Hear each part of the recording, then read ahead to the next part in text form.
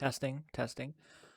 Movie friends, welcome back to the channel. Doing another Dead Meat reaction, and this one's going to be for Halloween 6, The Curse of Michael Myers. And actually, Halloween 6 is one of my favorite Halloween films, mostly due to the atmosphere, the holiday feel. It feels like a Halloween film. It feels like it should be taking place through the month of October. And Michael Myers, Michael Myers is just a total brute badass in this movie. Before Halloween Kills, this was actually probably one of my personal favorite brutal Myers versions of Myers.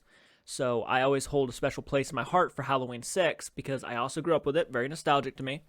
And I gotta say, that cover on the VHS tape back in the day when I used to walk through the halls of the great Hollywood Video and Blockbuster would be sitting there in the VHSs, and it would just be right there, and I'd be like, I've always wanted to get that, and I never did. I never checked it out, but it was always nostalgic to me, and I finally watched it. I really enjoyed the movie. Don't like a lot of things about it. There's a lot of things I don't like about it, but I could say the same thing with almost every Halloween film. There's something about it that I might not like about it. So I think for talking my favorite kills throughout the movie, you have to give it to John, right? John, I think that's his name. Whatever the fucking guy's last name is, John Strode or whatever you like. I can't remember his name. I'm thinking it's John, but it's the douchebag stepdad, the douchebag of the movie who gets fucking, like, Michael shoves like something through him and then sticks him on an electrical, like a fucking breaker box, and electrocutes him to death and his head explodes. That's probably the best kill in the movie. I can't remember if his name was John. I want to say it's John, but I could be completely wrong. But that's my favorite kill. And as cool, my least favorite kill in the movie, it's tough because a lot of the kills are really awesome. And most of the kills in this movie are very memorable. I would probably give it to the trucker guy. The guy with the truck in the beginning, like, hey, what are you doing with my truck? So I would give it to the dumbass stepdad. Or I'd give it to Jamie because her death was just fucking violent and brutal as all hell. Jamie, when she gets pressed down on that farming equipment, I mean, good God. But we're going to see what James has to say about this because I'm very curious to hear. So let's go ahead and watch Halloween 6, The Curse of Michael Myers. Well, not the full movie, but the kill count. So 3, 2, 1, now.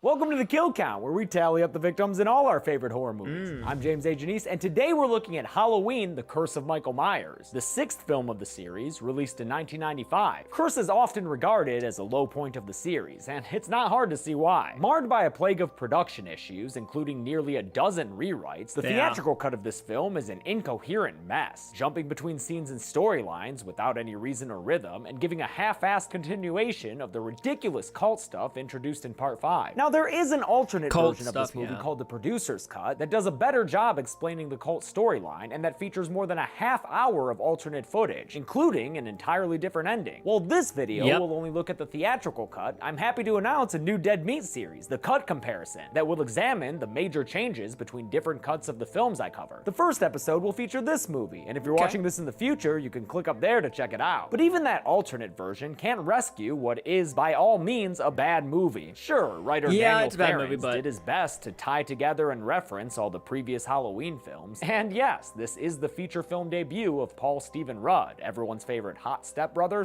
/ bite-sized superhero. But neither Rudd nor Donald Pleasence, who returned as Sam Loomis in his final film role ever, can make up for this bizarre mess that had way too many cooks in the kitchen, all trying to rewrite the movie mid-shoot. Maybe the kills wound up alright though? Let's find out and get to Kills are fucking good. Sorry. The movie begins with some crazy goddamn flashes that preview the wave of bullshit ahead. We surf that wave right into the ride queue of Indiana Jones' adventure, while shots with a squished aspect ratio reintroduce Jamie Lloyd, now played by J.C. Brandy after the studio didn't want to pay Danielle Harris a decent rate. They did you wrong, Danielle, you the best. In an uncomfortably sweaty did. They scene should have just got full Danielle of weird Harris. dissolves in slow motion, Jamie is encouraged to push through a natural childbirth. No delicious drugs for her. After her baby is born, he's given to that man in black bastard against the protestations of his mother, and then taken to a ritualistic ceremony where he gets the curse symbol for Michael's wrist tattoo drawn on his little baby body in blood. And no, I don't personally think it's necessary to censor baby genitalia, but who the fuck knows what YouTube has a problem with these days. A regretful nurse named Mary rushes the baby back to Jamie and kicks off an escape sequence with some stupid sound effects. After telling Jamie to save her baby, the nurse trots down a hallway only to get accosted by Michael Myers from the shadows. He lifts her up by cool the as neck fuck. and, thanks to this convenient wall spike nearby, is able to impale her through the head to give us the first kill of this Could've film. been a coat You know, hanger. after watching all these movies, I think Michael just hates bare walls. He's always trying to decorate them with human bodies. At least he knows what he likes. Jamie escapes through a smoky dumpster in the ground and makes her get away from Michael as the classic Halloween theme gets picked on a guitar.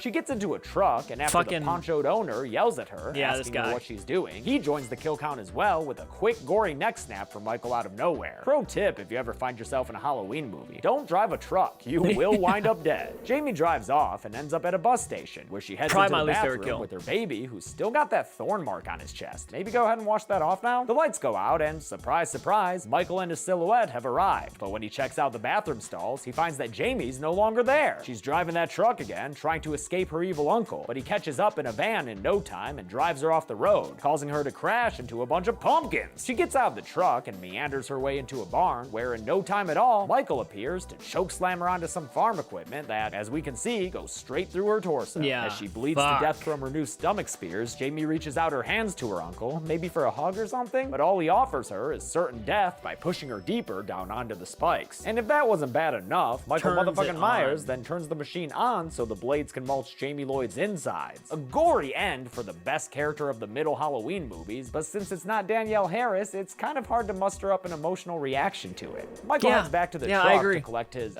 grandnephew, I think is the right relation, but turns out that baby ain't there. It's just blankets. Time to meet this movie's new characters, who happen to live at the old Myers house. Apparently, now the man in black is speaking in dreams or some shit. Danny. Kill for him. Yeah, to this little kid Danny, who keeps seeing the MIB in his room. But when his mom Kara looks in the dark corner, all she sees is a colorful Pachycephalosaurus toy. Where'd you get that, Dan? Thing's dope. Kara puts Danny back to bed and goes to her room to get undressed for sleep times herself. But careful there, Kara, because across the street, you've got a peeping Paul Rudd spying on you with a camera. Creepy. That is not being a very good role model, Paul. Rudd plays Tommy Doyle, the little boy Laurie Strode babysat in the original film, and he calls into a shock jock radio show hosted by a dude named Barry Sims to talk about his obsession with the shape and make a prediction that old Double M will be coming back to Haddonfield soon to kill once more. I'm in the minority here. I really did not care all too much for Paul Rudd's performance as Tommy Doyle. When another caller says that he heard the good doctor died. Not dead. Just very much retired. Loomis gets a visit from Dr. Terrence Wynn, the same character he briefly talked to in a single scene back in the original so sad film. seeing. So, like, yeah, awesome, you totally but remember sad. that guy. He's super important and very memorable, right?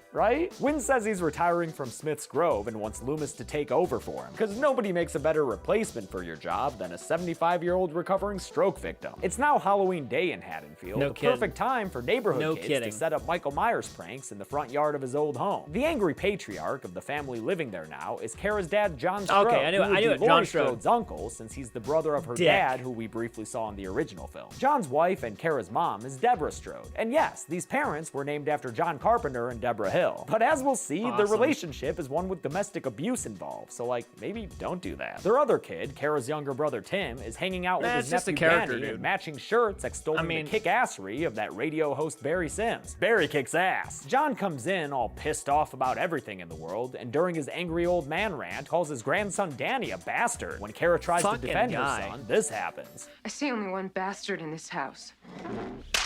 Damn, dude, you better watch that shit, because that kind of assholery will earn you a knife pointed at your belly, courtesy of your own grandbastard, Danny, whose character was actually named after an equally disturbed little boy, Danny Torrance. Danny's not the only one hearing voices all day, though, because Tommy Doyle's been poring over a recording of Barry's show from the night before, which Jamie Lloyd had actually called into shortly before her murder. Tommy hears a bus station PA announcement in the background of Jamie's call, and that leads him to the depot she made her call from. He follows a trail of somehow uncleaned blood into the bathroom, where he finds a somehow unfound baby in a cabinet. Looking for babies in bathrooms, crying all day, 60% of the time, it works every time. Tommy takes the baby to a hospital and finds Dr. Loomis just standing there, so that's convenient. In this cut, there's really no reason for him to be there. Sure, he and Wynn have already visited that barn and found Michael's calling card burned into some haystacks, but Jamie Lloyd is dead. There's no reason for him to be at the hospital, unless he was getting some routine checkups, which, you know, at that age isn't a bad idea. So, actually, good job, Loomy. Way to take care of yourself. himself. Tommy tells Loomis that this stranger baby is Jamie's son, and that they should meet later at the local college campus if Loomis wants more tea on Michael. Then Tommy takes off, hunched over like a baby-snatching troll. We go to that campus next. He was It's just too Haddonfield awkward Junior for me, College, man. of course, where Kara attends classes with her brother Tim and his girlfriend Beth. People After say Kara that drops her Lori books on and the Jamie Lee ground, Beth Curtis is finds a like creepy too over the picture top in drawn the by new Danny, film. and because The we're new in the movies, 90s like she's now, over the Tim top, does not a really realistic bad and stuff, butthead and it's like this impersonation. guy is just like over the top creepy. I think it's cool. And awkward. That Over the sucked. top. Meanwhile, Michael has made his way home and is spying on Deborah Strode as she cleans up the Halloween decorations. Hey lady, maybe you should actually leave those out for Halloween night. Wouldn't want Sam to get you. Instead of Sam, though, Deborah's got to worry about a creepy voice calling her on the phone. We want the child. And after it hangs up, she turns around, presumably sees Michael Myers, and then runs off in the Yeah. stupidest chase scene I've ever Yeah. witnessed. What, did you forget the layout of your own backyard? And now she's being bested by bed sheets? When she tears away another sheet, she finds Michael standing there with a hatchet, and he kills her with a mighty swing that covers those clean linens in her blood. Good luck getting those stains out, Mike. It's gonna take a whole lot of club soda. I guess he acted chase fast scene to was get him dumb. out, though, because when Kara But the gets kill home was later cool. that day, she doesn't find any blood sheets hanging up. In fact, all she finds is her son Danny playing Game Boy Classic on the bed while Tommy Doyle cradles a stranger baby. Nothing weird about that. Besides, Tommy and Danny seem to have hit it off real well. But Tommy's my new friend. He knows all about dinosaurs. Oh, this fool know about dinosaurs? That changes everything. Welcome to the family, motherfucker. Tommy takes them across the street to the boarding house he lives at, run by the elderly Mrs. Blankenship. No relationship to the Hellcat Ida Blankenship, though. She was an astronaut. Tommy hops on his high-tech personal computer, and after kicking up the 4D, 3D, 3D3, he boots up Microsoft Myers to explain to Kara that thorn symbol is actually a constellation and a rune, and I don't know. Just keep looking at the Yeah. screen so I can sniff on that hair, girl.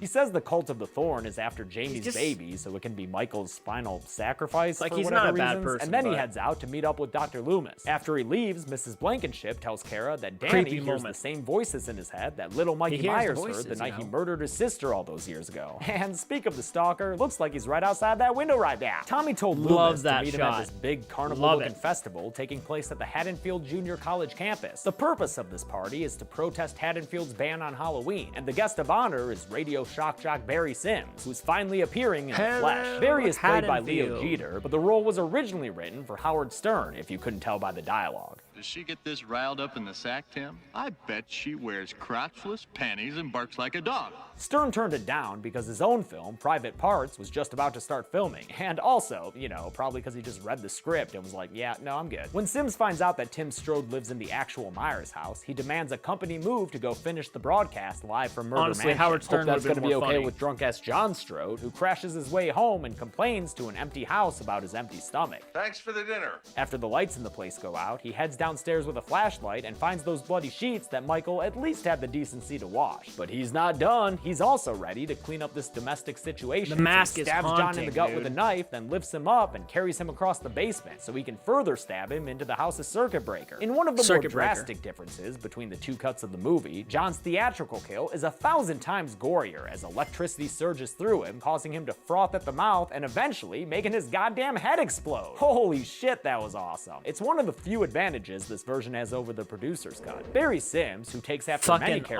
awesome in the kill. series by not wearing pants, is headed to the Myers house and gets into a van to drive there. Turns out it's the wrong van though, because this one has a Michael Myers inside who kills the Stern wannabe by stabbing him a couple of times below screen. Later on, Tommy is shocked to find a little girl It's dancing raining around blood- in what she red. thinks is just your average warm red rain, when in actuality, it's blood dripping down from Barry's corpse, which Michael somehow strung up in a tree with a bunch of Halloween lights. How the fuck do you even do that without anyone noticing? It would probably take like a ladder, maybe a pulley system, whatever. Don't At least question the these commotion things. brings Loomis around, so he and Tommy can finally reunite. Tim and Beth head back to his house, and even though Barry Sims just said he'd be coming over there with a whole goddamn radio crew, they light a bunch of candles and get to fucking each other in Kara's bed. By the way, great framing with that candle flame. You're almost doing my job for me, Cam-Op. Tim leaves Beth to shower the sex off, and when he gets out, he's promptly killed by Michael Myers, who comes from behind with his knife to slit his throat, and all also his armpit, I guess. Maybe he was just trying to do a lymph node biopsy. I've been there. Across the street, as Danny hears that more might be my voices least favorite inside his kill. head, Kara notices some lights at her house. She calls over and Simple. gets Beth on the line just in Throat time slit. to do nothing as Michael comes from behind and kills Tim's girlfriend by stabbing her a bunch of times in the back. Most of it in slow motion shots as the classic Halloween theme plays. Kara watches it all through Tommy's spy cam setup, which, let's not forget, is super fucking creepy, you schmuck. Next thing you know, Really Danny's is. following the voices in his head to the old Myers house, so Kara runs over there and sees him heading upstairs. She arms herself with a fire poker and goes up to her room where she finds the bodies of Beth and Tim in her bed. Aw, where's she supposed to sleep now? Then she finds Danny, but not by himself. For a limited time only, this kid comes with a free Michael Myers. Kara actually manages to trick Mikey and knock him down the staircase with her fire poker, Good shit. which puts him out long enough for her and Danny to escape the house and run outside. Tommy and Loomis have gotten back by now and find the baby missing from Tommy's room. Wait, yeah, did Kara just leave that newborn there when she ran across the street? What the fuck, Kara? In another scene reminiscent Well, of the original, if your son Kara and was Danny running over there run after across the seeing- you street would as been- Michael you wouldn't even slowly thought. pursues them and pound on the door they're locked out of for a while before they're finally let in to be safe from the stalker. Only turns out Get her inside upstairs the house now. isn't that safe after all. Danny,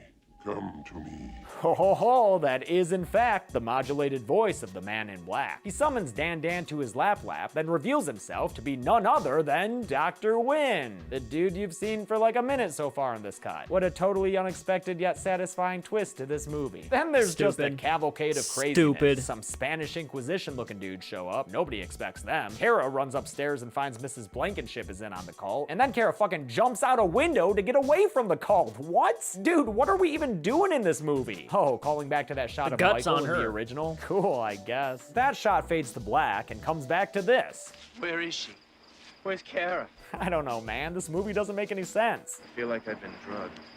We have been drugged. What? When did that happen? I'll tell We you have something. been I drugged. feel like I've been drugged just watching this incoherent mess. Kara wakes up in a cell at Smith's Mo, room, it has so its Ant-Man and problems, Dr. yeah. Loomis rush over there. Loomis leaves to confront his old colleague Dr. Wynn, with a handgun of course, and asks him for answers to questions like what the hell is going on in this movie. All Wynn has to say is that Michael is pure uncorrupted evil, and that the druidic thorn cult is going to use Jamie's baby for— oh, the henchman knocked Loomis out. Could I get one of those too? You can wake me up after the movie's over. Meanwhile, Tommy has heard some screaming and follows it deeper Some cool into the shit's coming up, sanitarium, though. where he comes across a So- lady with bad teeth and a bloody stomach. She tells him that he's back now and asks Tommy how it feels to be damned before she falls to the ground dead. Creepy. Who was she? Sorry, and what point creepy. did she have in this movie? I'm confident not a single living person could tell us. Tommy finally Still a locates creepy Kara, moment. who's in room Sorry. 237 for a really sweet reference, and as he bashes away at the doorknob with a fire extinguisher, Michael shows up and causes Tommy to twitch out in a real insane way. Seriously, Paul, I love you, man, but I don't know what you're doing with your face right now. He eventually gets the door open Yeah, and rescues just a Kara weird just in performance. time to escape Michael's clutches. Sorry. The two of them I come know people across a like cult it. meeting and clandestinely watch as the Thorn crew gets ready to,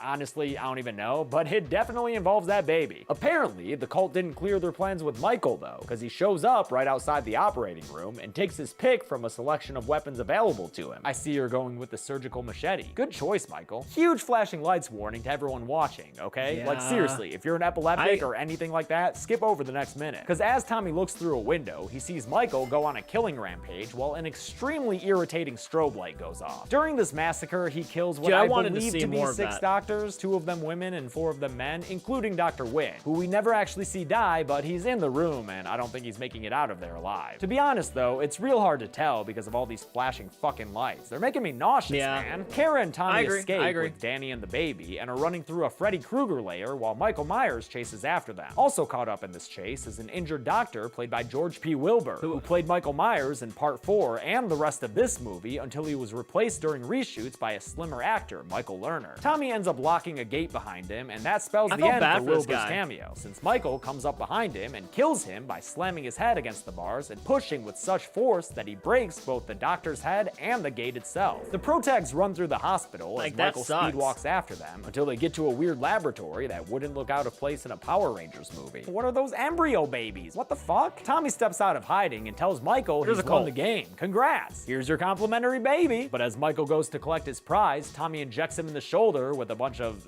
I don't know, stuff that really slows Michael down, but not too much to toss Tommy against the wall. Kara comes Some out sort and of hits drug. Mikey in the face with a pipe To, and like, proceeds to do that over and make over him for weak. a good while until Tommy takes over with another injection and an even longer beatdown with the pipe. Kara, Danny, and the baby escape as Tommy just goes ham on Michael Myers. Yeah, he fucks him Ham, up. dude, you want to talk about it? He gets Michael real gross and green. Wait, why is he green? Before tossing down the pipe and walking away with a real unbecoming maniacal giggle. We get a very abrupt ending where Tommy asks a still living Loomis to come away with him and Kara. Loomis declines, citing some business he needs to tend to, and after they drive away, we see a shot of Michael's mask Loomis empty on yells. the ground. The movie ends with the sound of Sam Loomis screaming from somewhere in Smith's Grove. And with that, I will put the good doctor on the kill count, because sadly, Donald Pleasance passed away before this movie even came out, and this was their way to write the character out of the series. He has a different fate in the producer's cut, and yet another in H2O, but for this timeline, I'll count this as his death. With the good doctor I like included, that how many kills death did the better. theatrical It was cut of just more Curse give us clean and overall? Let's find out and get to the respectable. numbers.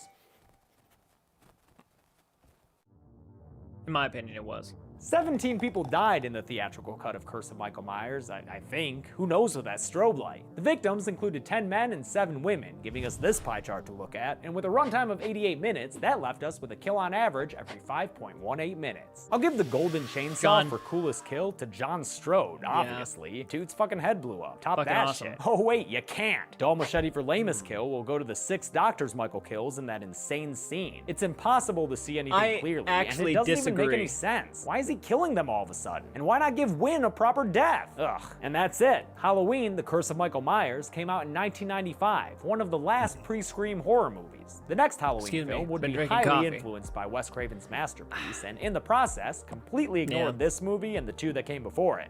I'm talking about Halloween H2O, of course, which I'll cover next week. But until then, I'm James A. Janice. This has been the kill count. All All right. Thanks a lot for watching this week's Kill Count. Okay, so I'll talk about my personal opinion about Halloween 6. I don't agree with that. I actually, the doctor's deaths, I kind of used my imagination of what was happening. I assumed he was slicing them up, but I actually feel like the most possibly underwhelming death was easily the kid, the stepbrother, or the couple who went into Myers' house and got killed. And yeah, I can't remember his name for the life of me, but he was dressed like Frankenstein, and his girlfriend was dressed like Bride of Frankenstein. The kid who was dressed like Frankenstein, his death when he got out of the shower and had his throat slit. That, to me, was probably the most underwhelming death of the movie. It was just a simple throat slit, and that's about it. But overall, I like Curse of Michael Myers quite a bit. I know it's not, obviously, the fan favorite. I know there's a lot of issues with the movie. They tried to do the best they could with what Halloween 5 did because they wanted to make sense of it, and I feel like he couldn't have done any much better than what that was, I guess. You might have been able to, but overall, there was not much you could have done with that. If Halloween 5 wasn't what it was, we could have had a really cool Halloween 6. But if you had to do something with the thought of a cult, the symbol of the thorn, the man in black, he probably did. They did the best they could to make sense of it. It was actually a fan who wrote the movie Halloween 6. And you could tell he was a fan. There was a lot of passion that went behind it. He was trying to make sense of it. And you got to kind of respect it on that level. Obviously, you don't have to respect the movie in general because of what it does, but I think if Halloween 5 was a better movie, this wouldn't have been as weird, as convoluted, as odd as it was. So, anyways, guys, what was your favorite kill or your least favorite kill? I'm curious to hear your thoughts down below. Of course, I agree with the John death. John Strode's death was just good. He was a dick, and he deserved a painful-ass death, and he got a painful death. So let me know down below your thoughts. If you like this type of content, be sure to hit the like button, subscribe, and share. We post as often as we can. We keep it retro while we do it, and we enjoy doing it. And until next time, movie friends, keep it retro, and I'll check you out later.